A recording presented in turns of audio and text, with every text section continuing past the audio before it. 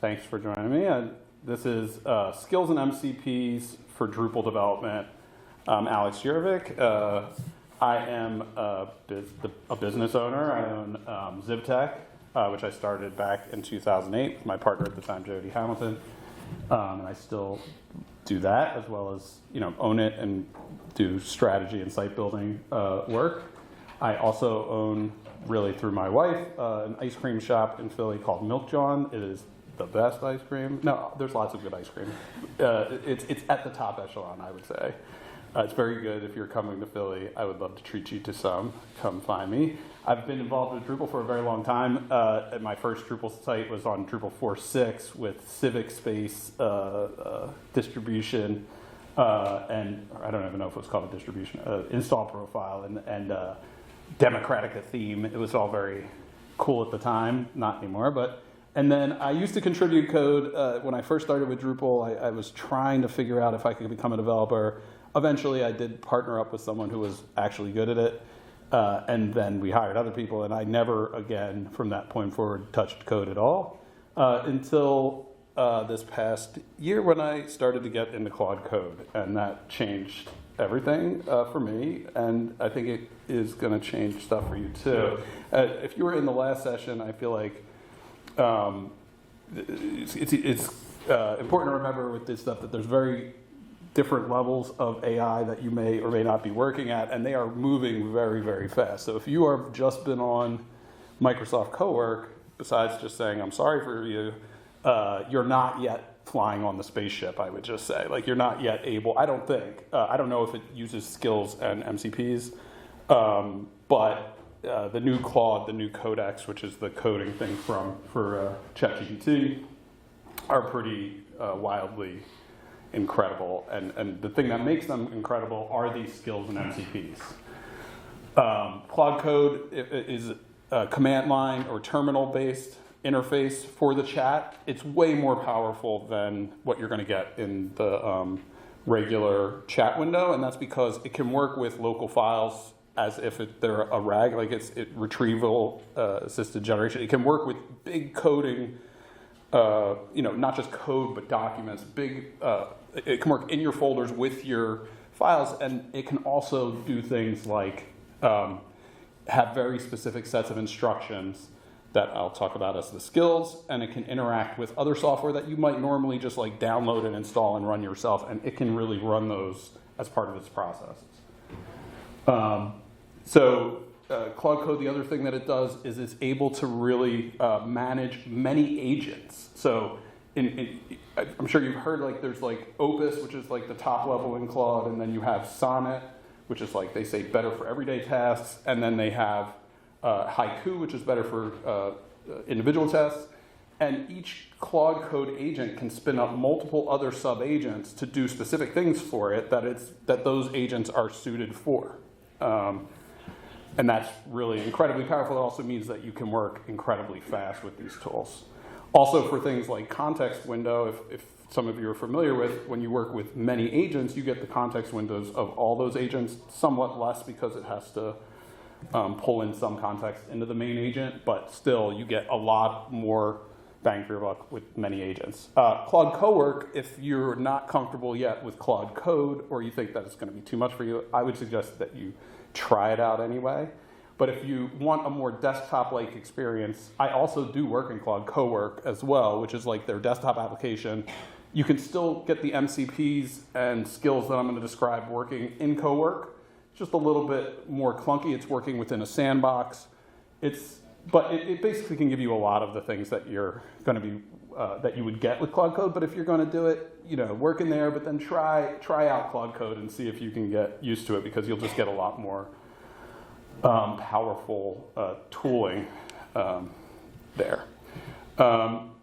So I think one of the things that came out earlier is this notion of like hallucination or just AI getting stuff wrong. And I think that the main reason that happens with these tools is that they're very smart and very powerful, but they're also very general.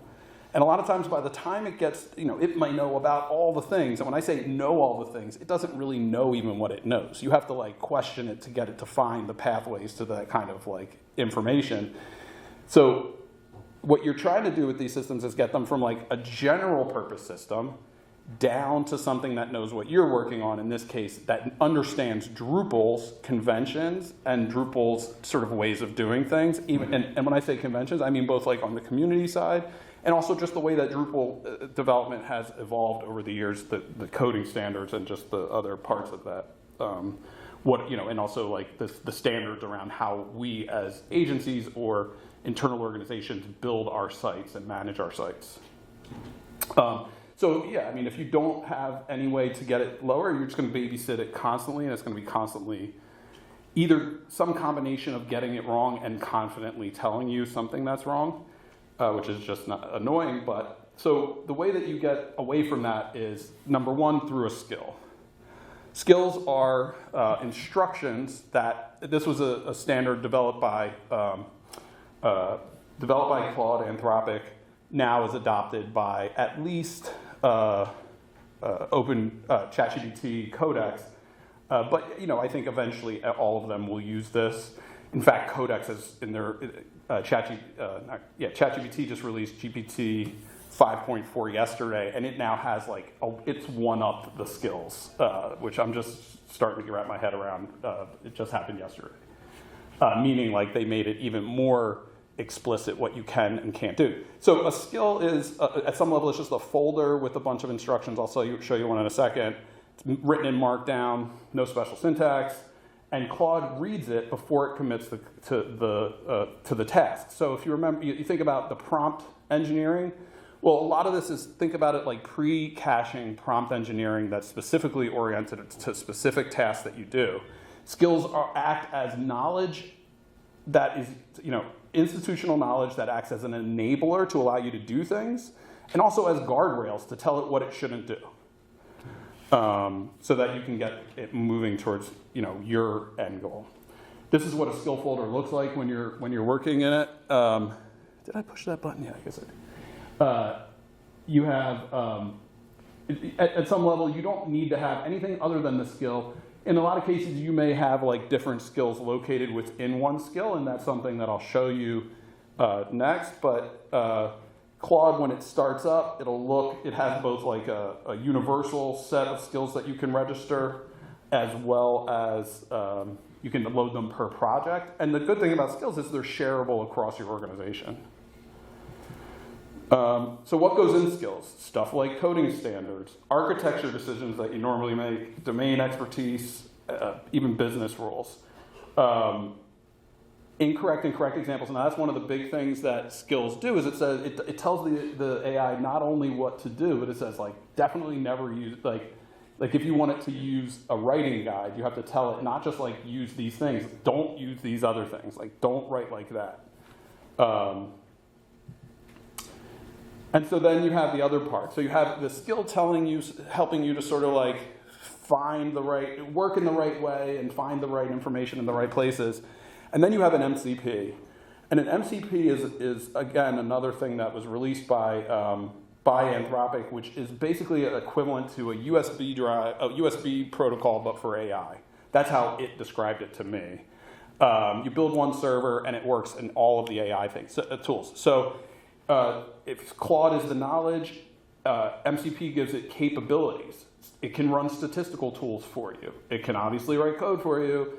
It can go to Slack. It can do a lot of things for you. And the way that it does it has a bidirectional data flow to other AI applications where it basically is making a request that says, oh, I want to be able to do this thing, and it responds back and says, okay, here's what you have to do to get me that information. And it works from everything. One of the best ones that you would be wise to use it almost immediately for in development is Playwright. So Playwright is a browser tool that will spin up a browser and allow the AI to work in the browser, and that allows it to do everything from like post on the internet for you.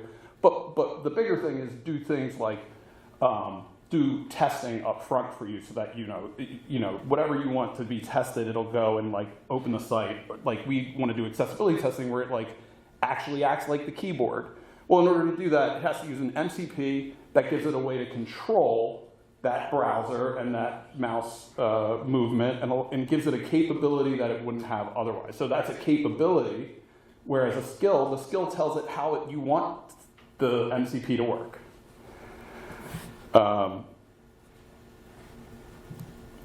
So these are some of the clients you can use with MCP, which is to say all of them except for maybe I did not. Oh, Copilot through VS Code, you can use it. I did see that. So you can use MCPs pretty much anywhere, and that's the new sort of like API standard. But it's like a much more powerful API that's giving you the capabilities of the system, not just like information back and forth. The MCPs I use, I mentioned Playwright. Obviously, we work in Atlassian, so it's great. Like every time I want to do something, I'm like, oh, I'm working on this. Update my hours. Add this to this ticket, whatever. Find me all the tickets where this happened in the last month or whatever I want to know.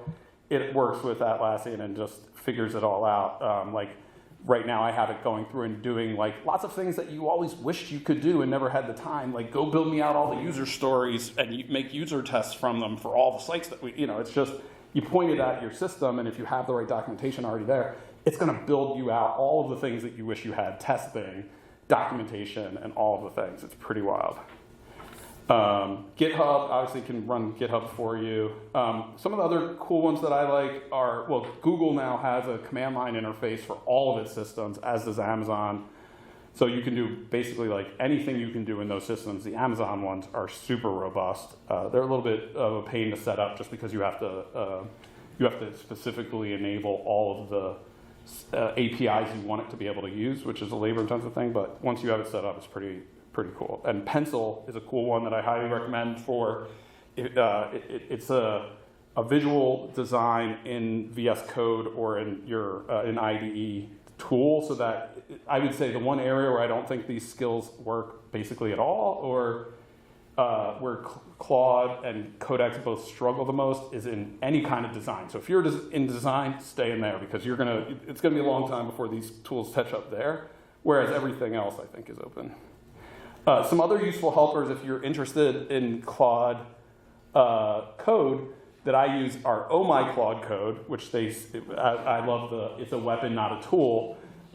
It really will give you a lot of the capabilities that you could get on your own around like multi-agent parallelization, or having, I don't know if you know if you've heard of a Ralph Wiggum loop yet. That's a really funny sort of, that's a way to go from a spec all the way through to a finished product along the line, going through criticism and feedback and testing until you get to a really hardened output. Whether or not that's like an advisable way to do most of your coding is another question.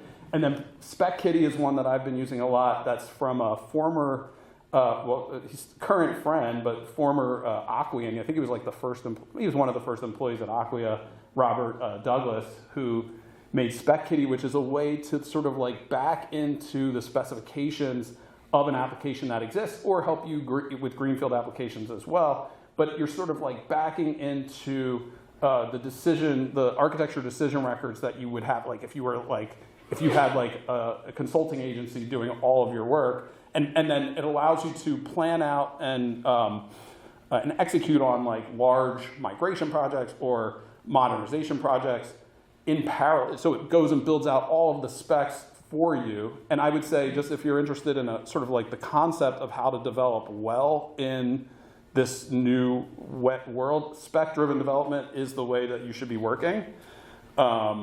And this can help you get started with that and build you out like your whole site architecture in really just a little bit. But it's not like all automated. It goes through with you and asks you questions as it goes through and identifies all the things. Am I doing on time here? All right. And then I just want to talk about, in general, an improvement workflow that these skills are both being used for us at Zivtech, for me, as well as how I build the skills. And so, in some sense, if you want to reduce hallucination, if you want to reduce bad outcomes, the way that you do it in Claude is you start with a plan, then you criticize that plan, then you revise the plan according to the criticism. After it's criticized, you execute on it, criticize it, revise it again, test it, and so forth. And so you're getting into like a continuous loop of improvement. for these. And I'll show you, I mean, even some of the stuff that well, I don't want to jump ahead too much, but I'll just talk about one. This is a skill that I built a couple weeks ago called Harsh Critic. It's not actually harsh. It's more just thorough. I called it the Harsh Critic because what I tried, I don't know, one of the more amusing things to do is to feed content back and forth in between the chats and see how they criticize each other. Because like I find that Claude sort of recognizes its own work and it's like, nah, I'm sure that's good. Obviously I did it, like I'm positive. But if you feed it to, if it thinks it's coming from Gemini or ChatGPT, then it's much more critical. So I tried to like fake it and tell it like, oh no, listen, this actually came from this other model, and it wouldn't buy it, right? So I was like, well. It was like, but what was interesting is it was like, well, it sounds to me like what you're trying to do is to elicit, you know, because I was telling it, so in Oh My Claude code, they have a critic, right? And I was like, oh, I really like the critic in Oh My Claude code, but it doesn't seem to find the level of things that I would hope that it would find. How can I improve that? And it started working with me to improve it. Eventually, we were able to get like, this to, and I can show you the statistics at the end. If you go on the page, there's a statistic that ran. This Harsh Critic is now the critic in Oh My Claude code because I committed it back, and it has all this testing done associated with it where it can see that I'll show you in a second sort of like or I'll show you at the end if I have time, like what the actual structure of it is. But the main thing is that it does, that's really cool, is it gives predictions about what it thinks is going to happen first. So when it does something, it says, I think this is what's going to happen. Then it gathers evidence of like what in the code it really finds. Then it creates a multi-perspective review of all of the findings. So it looks at the lens from, I think in Harsh Critic's perspective, it looks at the lens from a new hire, so someone just starting out on the code base. It looks at the lens from the product owner and from, from security and the architect. And then it asks specifically what's missing. And that question alone gets you like the most incredible improvements. What is missing? It loves that question because that's like, oh, let's go find, it likes to go find things. Oh, here you can go. The audience is a stakeholder, accessibility, security, performance, maintainability. Each one of them says, well, did you look for my things? And it spins them up in different agents. So when each agent spins up, it is just that. It has the instructions for that specific reviewer. So that's what I was talking about. So I submitted it to Oh My Claude code, and they had this testing suite to like test, like, is it giving me the right answers? Is it finding false positives? Is it doing, and it really, like, you'll see the, if you go, I'll show you at the end on the GitHub repository for Harsh Critic, you can see the, yep, go ahead.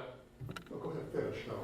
You can see they basically had these tests that you can run, and that's the sort of thing that that this will get you. Like, I had to go and create these performance tests to help prove that this is actually getting me better answers, and it works. But now it works so well that they just made it the critic. At first they had it as like a sub-critic, but then it was just like, why would we do two critics when this one is beating it on every measurement? Do you want a question before I move on? Yeah, so do you have to set up your own harness to get the different agents to spin up, or does the skill itself give that instruction? So the harness to spinning up multiple agents both Claude can do it. You can explicitly set that in your Claude settings. Oh My Claude code does it when it picks up that there's parallel items to be doing, and you can explicitly tell Oh My Claude code to do multiple parallelism. So what do they? I forget what it like. Berserk mode or something, I can't remember what they call it, like where it just does the maximum that it can. But Claude itself will try to do that. But you know, I usually try to keep that explicit when I'm talking to it, like spin up, I'll tell it, you know, because what you want it to do is you want it to plan in Opus and execute in Sonnet. But the thing that my Claude code will give you is like what I was talking about earlier. Like, oh, I want to have Opus spin this up, and SPECD also supports this, where I want to have Claude do the plan. I want ChatGPT to do the execution. I want Claude to do the review and build the tests. And so you can figure out, you can explicitly set in Oh My Claude code and in SpecKitty that it can use multiple agents, multiple LLMs, which to me, you have to do much less of the harnessing around trying to convince it it's wrong if you send it to especially on the review side, you get a lot of review. But I would just say that's also really good because some of these agents are incredibly cheaper than others and are just as effective for certain tasks. So the new Gemini Fast, which is twice as fast as Haiku and at 1/100th of the cost of One Direction and something like that, and 20% cheaper the other way, is just as effective in certain tasks like legal reasoning, or like different things that it's above Opus. So you want to be able to, if you use something like my Claude Code or one of these systems, you can leverage the different LLMs and agents. That's sort of assuming you're not in a restricted environment like Princeton. So obviously, take it with a grain of salt if you have to use these in a restricted environment. Yep. Before you go on. Yeah. Harsh critic, right? Catchy name. Yeah. Is it obnoxious? No. So it was a little obnoxious in the sense that it got really. So I would say it was never. I tried to make it harsh. I guess I didn't get through that, but it didn't work. I did say that, but it didn't work to just tell it to be mean or something. That's what I tried. Trying to get it to be angry about it didn't work, but getting it specifically, it ended up being just ultra critical. Now, what I did have to do at the end of it is I have a realist come in at the end, and the realist says, for anything that you said is a major problem, prove to me it's major. You said it's a security issue. Can you get there without being an admin on the site, for example? So what the realist does, so the code, the critics will find the holes, and then I have a realist come in at the end and say, okay, well let's be realistic here. Is this really a problem or not? And I think that could be further turned up a bit. I'm trying to get it. Right now, I just have it doing basically. Don't give me any alerts, but I could have it. It's giving me a lot of structural issues with sites that are just nobody cares, literally nobody will ever notice, and I don't care. So there's some more to be done there, but like PHPCS, little too, those who overactive. Yeah, but you can. So I guess the point is, I just committed this and it got back in. Oh my God, pull requests are welcome, and you can do it. You don't have to be a developer. You can just tell it to do it, and it'll do it. Help you fix it. Now you'll have to prove it's working, right? So there's test suites, and you'll have to also use them to prove it. But so these are just some of the Drupal examples of things that you might not know if you were developing a Drupal site, using specific syntax, how to do specific tasks like cache invalidation, or even knowing what that is. And then on the other side, so working with Drupal or working on Drupal. And I know probably not a lot of you are core contributors yet or contrib contributors, maybe some of you are, but you can also use these tools to help that as well. Reviewing bugs, submitting new issues, helping to test issues. You can do all of that stuff now with if you're you can leverage these tools. So I built 2 tools that you can also access that can help you with these. And these are what I would say are meta skills, which is to say that the Drupal Planner and the Drupal Critic, what they're doing is there's something called did I not have that on here? I thought I had a skills.sh slide. I didn't see it. It must be somewhere else, but there's a skills.sh collection of skills that you can use. And what I did is I created these. I've been doing this with lots of topics where I'm I want a skill that can use all the best skills that are out there to help when I do a specific topic to make sure that I'm asking the questions correctly and able to criticize the work correctly. So I made a Drupal planner and a Drupal critic. And again, that fits back into what I was saying earlier with how you need to work with these systems, which is that everything should have a plan. The plan should be criticized. The thing can get then executed on that plan, and then the execution needs to be criticized and tested. And that's sort of like how you get it to do real work that's production ready. So for the Drupal planner, so I built these two, Drupal planner and Drupal critic. The Drupal planner is, again, a meta skill for how you work on Drupal sites. Or, so it's both. It's like, so you have like a core orchestration level. So that is, what is the thing that you're working on and what type of issue it is, and then it knows to go and get the specific skill for that thing. So taxonomy, planning, and this is a planning thing, so content model planning, search discovery planning, accessibility planning, migration planning. These are all sort of like sub-skills that are under this one. And then, I don't know why they're not, I think the Drupal theming one I have in our internal one. I still have to port it outside into this one, but it'll have all the theming and front-end skills. We also have one that I put up for React. So it has both React Next, actually it's React Next and React Native, where it can help you plan and criticize those. When I say criticize, let's say code review those and platform review those tools. And then the Drupal critic. This was just an adaptation of the harsh critic so that it would have specific, the 24 sort of like, so first of all, it added, I told you like the different sort of personas that that the harsh critic supported. Well, this one also had a theme developer, an open source maintainer, so someone who maintains the, either Drupal core or Contrib, a site builder, so somebody who works in the site but doesn't touch the code, and a content editor, a marketer. So that we had different perspectives, so that when it when it was reviewing a site, it would say, oh, well, is this working for marketing? Is this working for, or is this change going to affect one of these personas? But it also draws on a whole, I think like there's 32 skills that are on skills.sh that are Drupal related. So it's pulling on those. I had it first sort of like categorize, test, and rate all the different skills so that it knew which ones that would be helpful for which things. So on the plan side, like working with Drupal, I mentioned these ones already, but on the criticize side, it can say, well, did you consider, is the content model going to be okay? Is the search going to work as you want, et cetera, from all the perspectives that you're interested in. And then also with Drupal, like, are you okay, you made a patch, is that something that's going to work for that patch maintainer? Like, so these are ones that I really liked, which were from the Drupal contribute fix, and the intent testing.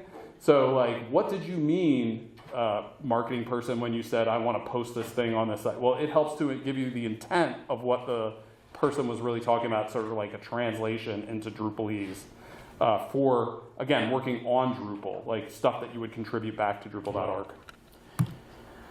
And even just as like a side note of like how of always improving, as I was making this slide here, the original versions of the slide that Claude was helping me with were just really like telling me like the functional things that people were doing, and I was like, no, well, I want to know the jobs to be done. Like, what are the things that I would chat that would invoke the skill that would make this helpful? And it was like, oh, well, that's missing in the actual search. So well, why don't we go and make that? And so it was like, all right, side note, let's just make that. We made it into a issue for the Drupal contrib fix thing to put the jobs to be done explicitly in there, because that's super helpful for the chats. And so yeah, so as you're working with tools, if you have these things going, you should be trying to help improve them.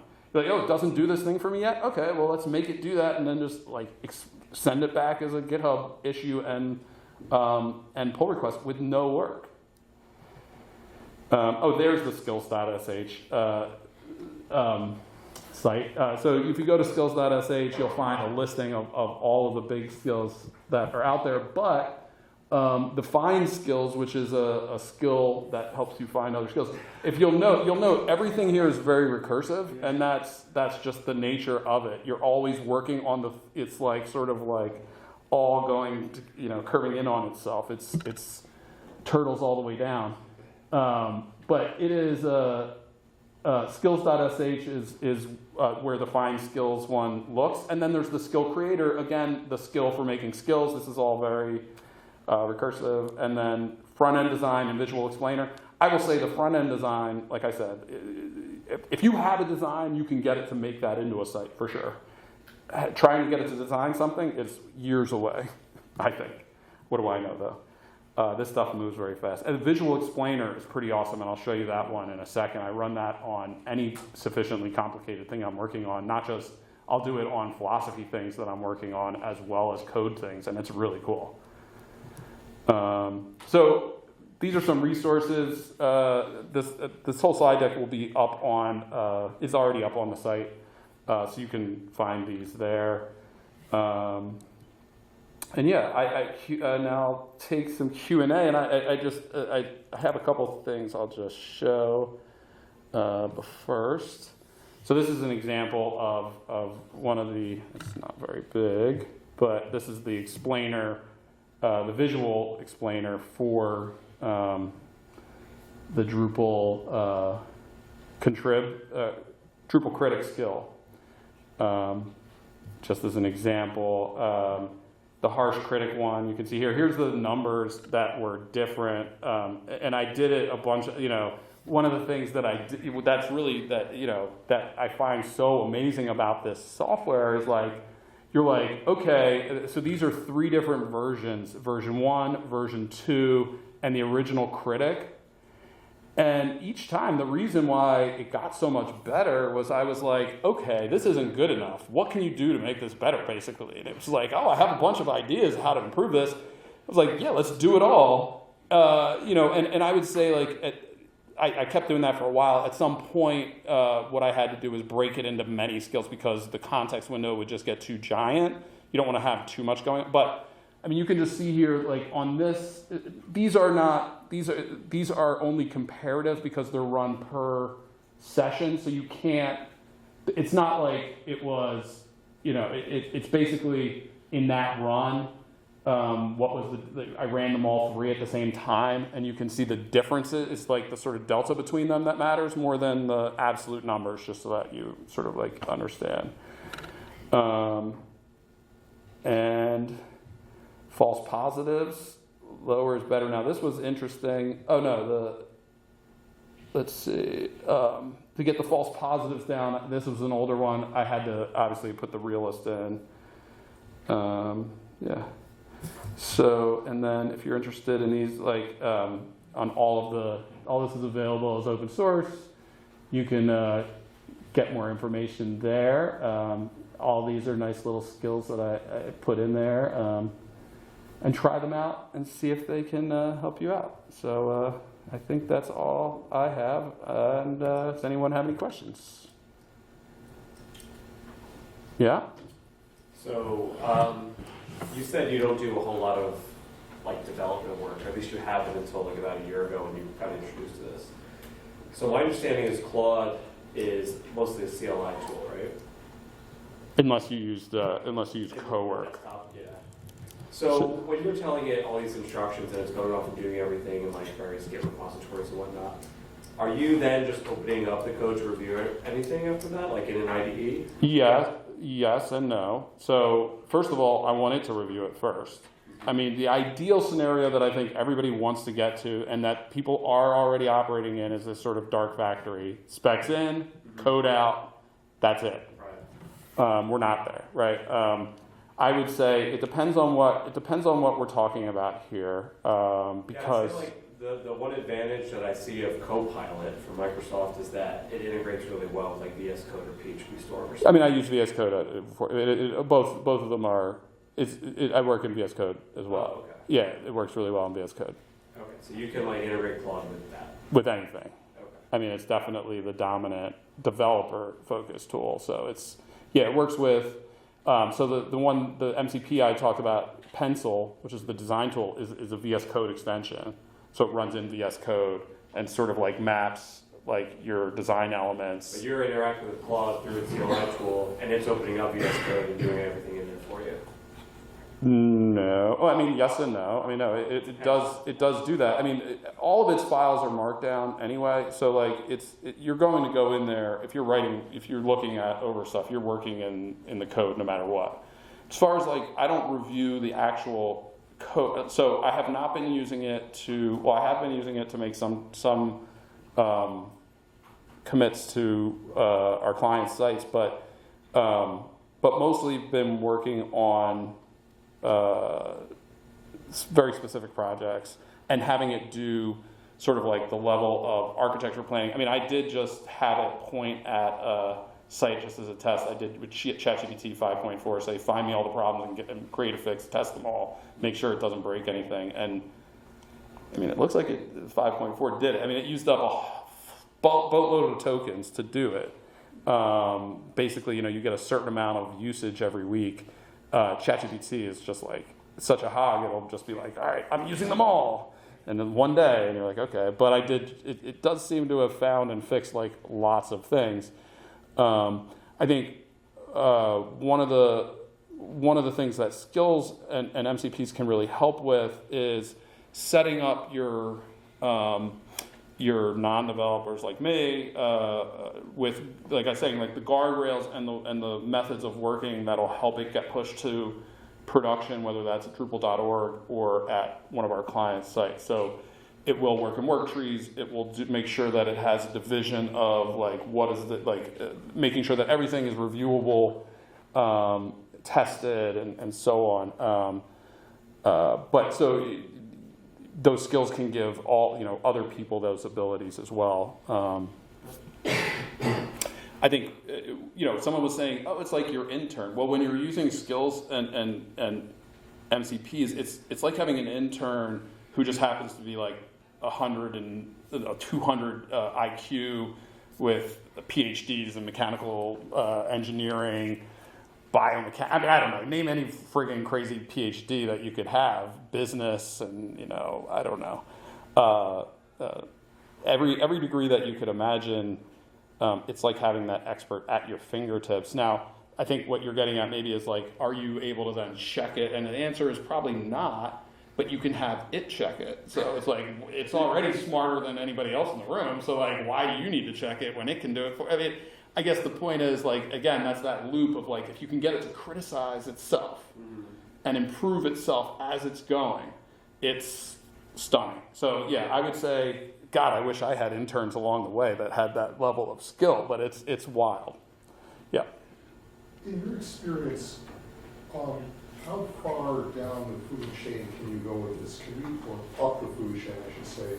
Can you have it do architecture as well as just, you junior programmer go and execute on this one task? Yeah, 100%. So that's where that Drupal plan, so that's why it's like the planner part is really important. So yes, you can have it go and help with.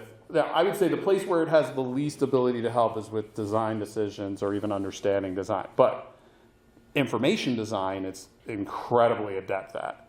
And so it can help you understand like the content model planning part, which I think is probably the core thing in taxonomy planning in Drupal. It can help you sort of like architect and build it. And if you use something like SpecKitty, it builds out I can show you sort of like what that looks like. I did not have that up. Let me think about. Well, I don't want to mistakenly pull up something private. But if you're using SpecKitty, it'll help you set it all. I will say, like, if you're not technical and you use SpecKitty, basically you're just going to be like, recommend something as it goes through and asks you to make these architectural decisions. Because a lot of them are pretty esoteric. Like, do you care about, next versus this. No, I don't care. Whatever you want to do. Like make it whatever floats your boat, Claude. But other people probably have more opinions about this stuff than me. Yeah, go ahead. Great boss. What's that? You're making a great boss. Whatever you want. Yeah, just whatever you want, Claude. Like, yeah, I don't mind. Whatever, that sounds great. Like, yeah. I was just going to say, because you brought up contribution, and I think it's already becoming and brought up the fact that like sometimes you just can't review the code. So it's already becoming up, and I use stuff like this. Not, I'm always trying to catch up. It seems like with this kind of stuff, but if you're contributing back to an open source project, you should generally try to understand what it did though. 100%. But I don't think that you have to understand it. It can understand it for you. Like, I don't have to understand statistics to have it build me up valid statistical models that it can test and authentic. I mean, I know it's. But I mean, like when you submit back to They reviewed it, so they had testing in place where they would know, that's where this testing came. Like, they maybe. You probably looked at it, right? You probably looked at the markup that it created. Somewhat, yeah. But I guess what I'm saying is like but if you look at Claude Code's issue queue and pull requests, they're going through hundreds of issues a day. Yeah. 2 guys. It's all getting automatically tested, automatically reviewed. But I guess a lot of open source projects aren't like that. Not yet, but they should be soon. If you're contributing with, say, something like Claude Code and you don't understand the code, and you know that project does not have the ability to basically. Well, that's why. But that is where those. So that's why, like specifically, I have there's a bunch of skills in the Drupal sort of ecosystem that are helping to specifically address that issue. So if I was Alex to go through and create an issue it's going to make sure before you submit this, did I search for other things? Am I on the right branch? Did I do this? Is the thing formatted how they want? Does it meet these standards? Did it run? Are there tests? Did the test, the first time I did it, it wrote tests that were just cheats. It was like, look, I passed the test. And then someone reviewed it, was like, oh, well, and this is before I started using this skill. So I think the community should really invest and is investing in creating the scaffolding to make sure that by the time it hits you, that it already did all the things that you would normally do to check it off. I mean, you can even say, hey, did you run the Drupal contrib fix against this as like an automatic? But I'm saying as a contributor, what I would suggest doing is monitoring your own issue queues and having it just like run, you can do these timed things where you have it run through and find the things, and if it doesn't look ready to be reviewed, if it's obviously written by AI and not formatted the way you want, whatever the things are that you want to spot, just have it do it for you. So just like, boop, all right, go fix all the, So I would say fight fire with fire. Like in the end, where we need to get to as a community, as business owners, as everyone is, this thing is moving everybody at a faster speed, and you need to get going at that speed. Which means basically leveraging, it's like I said, it's like a recursive loop, using the tool to build the tool that helps to improve the tool and so forth, We're at a very, very, very early point in this that we don't actually know if it's going to be a total disaster or not. Well, it depends how you do it, but I would suggest obviously there's certain things and already you've seen Amazon deleted their configuration for AWS one day. That was, you don't want to just I don't think we all want to be Claude Code, and I really love that software, so I'm not trying to say anything bad about it, but that, not everybody's going to be at that sort of dark factory level yet where it's specs in and tests and everything works when it comes out. So until then, I do think but with that said, I think what would be great in the community is to standardize on some practices and tools for how to use, and spend, maybe the Drupal Association or something should be spending resources to skill up the maintainers so that they can start to have the scaffolding in place to be able to review larger volume, automatically check things. There's the tools should be used as otherwise it's going to be just more and more issues but the testing, the other side of it needs to be there, which is to say, the things to help the contributors deal with that incoming stuff. Because, yeah, I mean, if people aren't using a skill, like, not everybody uses these skills before they contribute. They just are like, hey, ChatGPT, you know how to create an issue on Drupal.org, do that for me. And it's just like, hey, there's a problem. It's basically like a normal user would have been, but just 100 of them or more. Yeah. Actually, I wanted to respond to your comment. I heard your talk earlier this afternoon, and one of the knocks on these systems, I'm agnostic on this question, one of the knocks on all these coding systems is that they're not creative. Again, I'm not sure I buy that, but I'm curious, as someone who's worked with both Layout Builder and now you're redoing things in Canvas, if you just went to Claude and said, here's the problems with Layout Builder, I'm curious if it would suggest the kinds of changes you're making now in Canvas. I think it's diverse so long ago that it's, yeah. I mean, Because that gets to the architecture question. Can these things work at a higher level of abstraction? Yeah, I think they can these days. Yeah. So can these things work at a strategic level? They absolutely can. And I think when you use them in high thinking and in planning mode to start, they're thinking at they're going to be able to think at a very thorough high level. So I do think that they're already there if you sort of build the pieces around them the right way. And they can. And the other thing I'll just say at the end of this is any questions you have about this, if you're working in these systems, ask it. It's very good at finding you answers to how to work with it, and it's very much incentivized to get you to work together. Yeah. Yeah, hopefully this is a quick one. First of all, this was a great presentation. I really enjoyed it. Thank you. You mentioned something earlier that I struggle with. You mentioned this LLM is really good for this, and this LLM is good for this, but it costs 10 times less. Mm-hmm. What sources do you use? What's the... So there's two places that I personally go. So first of all, there's lots of benchmarks, right? So for example, the one that I mentioned was the legal benchmark, which is Legal Bench, and that basically keeps a scorecard of so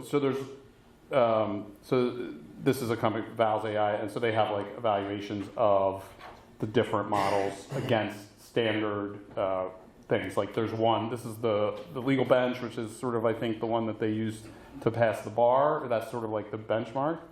I can't remember. But here you can see, if I can zoom in. So what I was saying is Opus 4.6, well, it's behind the 3 versions of GPT, barely. I mean, we're talking about minuscule differences. But look at the price difference. And then you get a GPT Flash, which is better than them all. And it's 1/100th of the cost, or no, it's 10% of the cost for going one way, and 1/3 of the cost going the other from Opus, or no, 1/7 of the cost going the other, or 1/8 of the cost going the other way. That's insanely different. So if you can get for specific, but the point is, if you're trying to design an application that's going to leverage the different agents, you need to know what is the real thing being measured. I would say, for example, the new versions of Gemini are the best pure reasoning systems ever. So if you have science problems, that's where you start. It is going to science the shit out of everything. That's the official terminology for what it does. Yeah, where did you get that bit of information? How do you know that Gemini is best for science? So the other place that I will really recommend, that I got subscriptions for, what's his name? What the heck is his name? Nate Jones. So the other person that I really follow really well, and I don't make any money for mentioning him, but I follow Nate Jones on Substack. And he, as these things are coming out, he's always chatting about the new things. And so I do follow that as well. And I just read a lot of news. I'm very much an avid Anthropic person, and they're constantly putting out sort of both internally, they're putting out lots of new research, but then if you follow Boris, if you follow their main tech team, they're constantly posting different benchmarks there on both X and Threads. But I highly recommend Nate. I can't remember how I found him, but I really found him very good at keeping up with, it's hard to keep up on the news. I also subscribe to The Information, which is just like an AI generated site that always tells me about the different benchmarks as they're coming out. So the pure reasoning one was a big release because again, so it's just like, it's really focused on hard math questions, hard science, like really physics and stuff like, like really scientifically measurable outcomes. But like, is that most of what you would use in a chat? Like, absolutely not, right? Like most of what you do does not take hard reasoning. It takes it takes understanding of how organizations work and how different audiences interpret things. Whereas science is like science. But for things like pure reasoning, so like factual things, right now, Google is eating everybody's lunch at a fraction of the cost. Now, it could be that they're just eating a lot more cost than everybody else, and they don't care about money because they print money. So, like, I don't really know what the answer is to why it's so much cheaper, if it's really that much more efficient, or if they're just basically trying to get you hooked on it. But if you know you have that specific, I mean, look at the latency difference is just wild between this and GPT-4 for the same. I mean, it's. Yeah, I mean, you look at the real scores, and they're very bunched, right? Like there's not a ton of difference between 85. I mean, I would think, and 87%. I don't know, like but the cost difference is dramatic, and the as well as the latency, and so yeah. So, but there's lots of these tests. So that's the one way that they're measuring each other. But I think the other good thing is to sort of like keep your ear out. That's why I like this Nate, because he's also like keeping an ear out for like all the general news about how people are leveraging this stuff, which gives you a better idea. One of the things that really got me into Claude Code, just to back it up, is that I started working with Manus, and I was like, oh my God, like this works so well. It built, like I had a friggin' Illustrator site file that somebody wanted to turn into a website, and I was like, I have no idea how I'm gonna do this. Like this is so stupid. Why did they? It was not that person's fault. That's the tool they work in. But it's basically like a PDF image of a site. And I'm like, well, how do I build this into a website? And Manus helped me. But really what Manus did was show me like, oh, wait, if you put the right harnessing around and the right pieces around it, because it's just using Claude and Google, if you just put the right pieces around it, you can make it do whatever you want. So I think it really just opened my eyes to that. But you could sort of do that same sort of harnessing around any issue, deep scientific research, deep, mathematical research. I mean, anything that you can get in that, especially if it can leverage software, these tools can do stuff that is really pretty wild. Anyway, I think that's all the time we have. So thanks for coming, and I'm happy to answer more questions if anyone has them. Otherwise, I will see you at the after party.